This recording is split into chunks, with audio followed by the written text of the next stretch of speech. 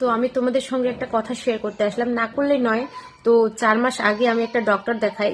তো আমাকে ডক্টর বলেছে যে বাইরের জিনিস খাইতে না, বেশি ভাজা পোড়া জিনিস খেতে না। তো আমি খাইতাম না, আমার পেট জ্বালা করতো, জ্বালা বদহজম হতো।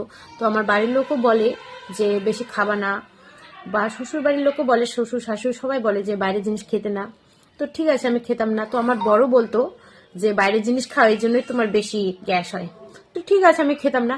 রিসেন্টলি রিসেন্টলি আমার শরীরটা দুর্বল দুর্বল লাগতেছে, দুর্বল দুর্বল লাগে। তো আমি ডাক্তার দেখাই। তো সেখানে আমাকে বলে কি বেড রেস্ট বলে। তারপরে আমিও রীতিমতো বাড়িতে এসে বললাম যে আমাকে বেড রেস্ট বলছে। তো আমার পরিবারের লোক, আমার শ্বশুর শাশুড়ি বর, সবাই আমাকে বলে কি, ডাক্তার কি জানে, ডাক্তার কি জানে, হ্যাঁ, কাজে কর্মে যত থাকবে তত ভালো শরীর থাকবে।